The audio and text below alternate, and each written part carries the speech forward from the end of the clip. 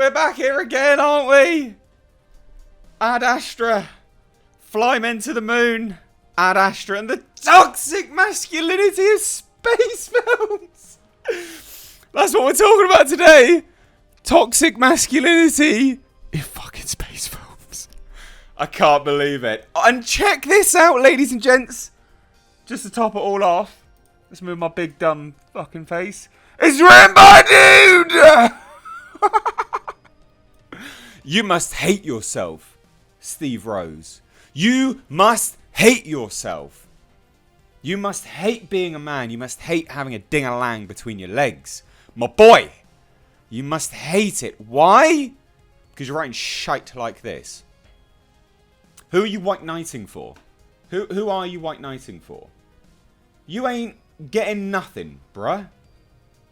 You ain't getting nothing. Who wants to bone some absolute man-hating, self-man-hating douche? No one. I was sent this over on Twitter. Thank you so much for sending this to me. You know who you are. If you do want to send me stuff to take a look at, then please do over at Mr. H Reviews on the Twitter twatter. But let's get into it, right? I love the look of Ad Astra. I've been asked to talk about it so much, and I'm so sorry that the only video I've done up to this date is me doing this. But at least I'm defending it.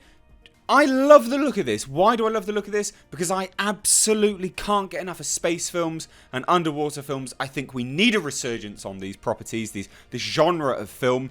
I think it's high time. And I think this looks awesome.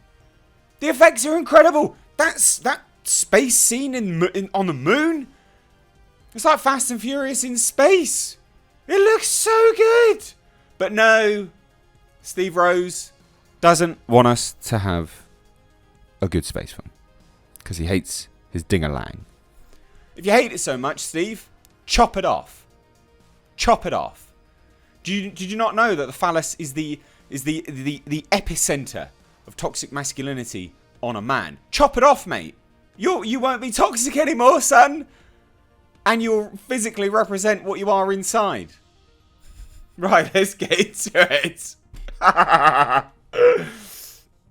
One giant leap. Lucy in the sky. Left and Ad Astra. Brad Pitt has not minced his words while talking about his new space epic Ad Astra, in which he plays a stoic, closed-off astronaut with daddy issues. What we were really digging at was this definition of masculinity, he recently stated and lamented.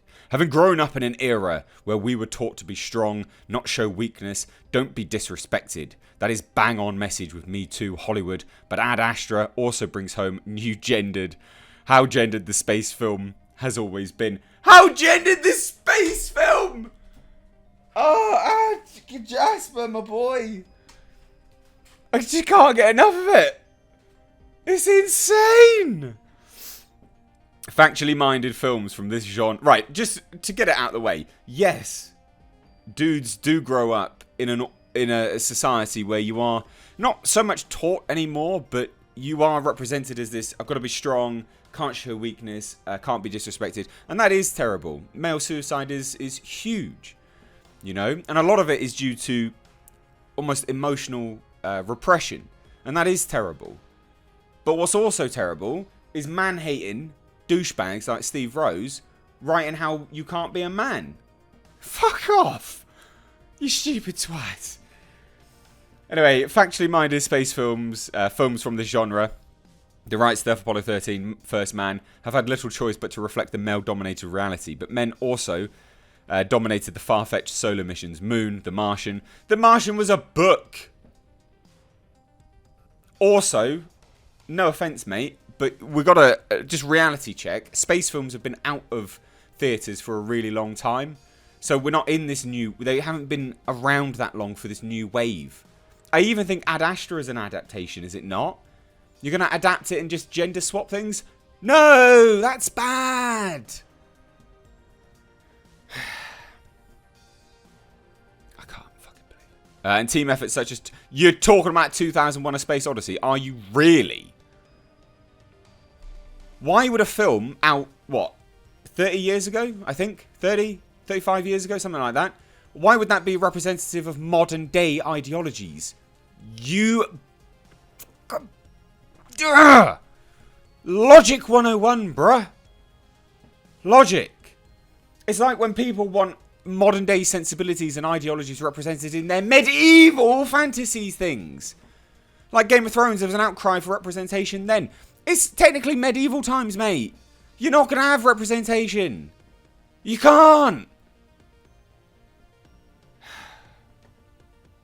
Anyway, the latter hit the nail on the head. The final frontier was an extension of the Wild Western one, a realm of macho ruggedness where any hint of emotion could jeopardize the mission. This was man's work. Women could make do with concerned wife back on Earth roles, and if this made for somewhat dull heroes, blame NASA's psychological screening program.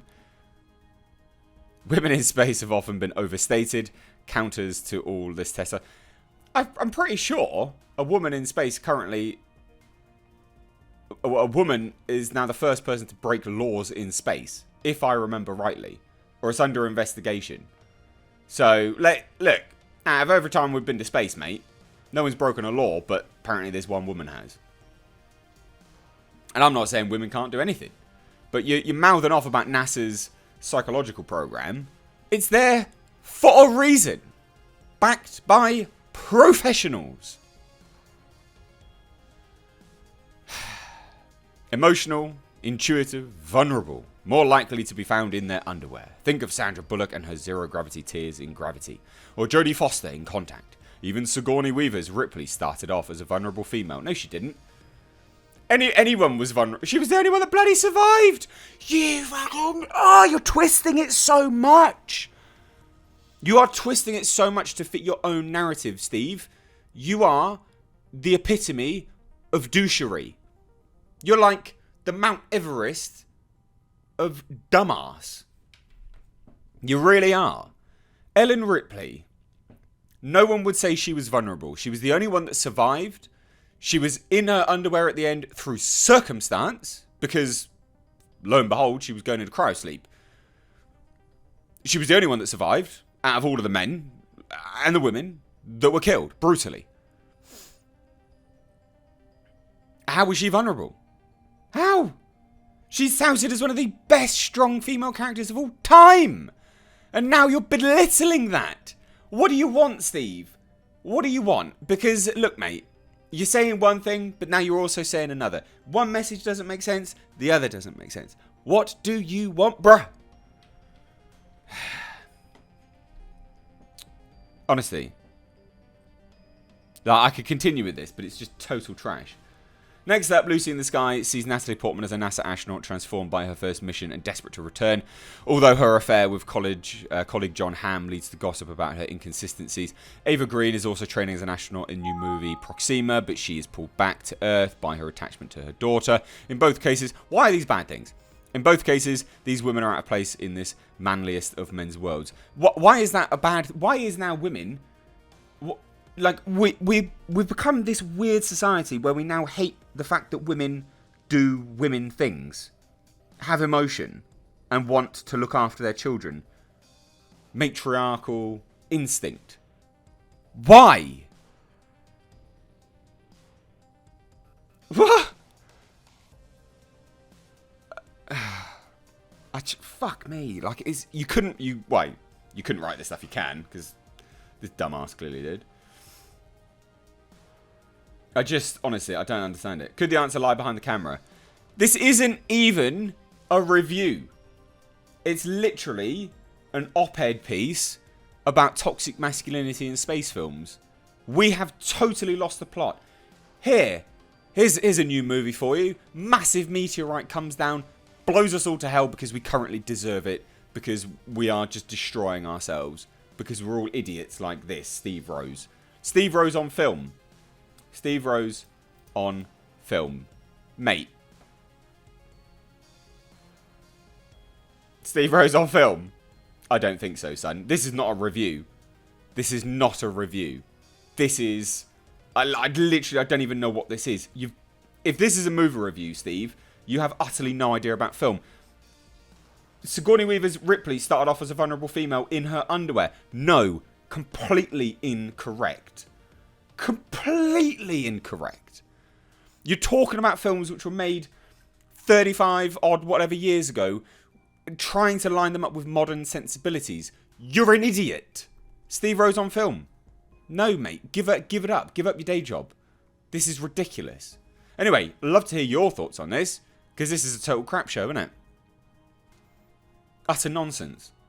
Anyway, speaking of utter nonsense and some other bits and pieces, I have comedic merch linked down below in the description box. If you want to check it out and support what I do here, then please do follow through the link to my Teespring. If you like this video, give it a like and a share. Please do hit subscribe. As always, I'm about to go check my blood pressure up in Mr. H. Take care.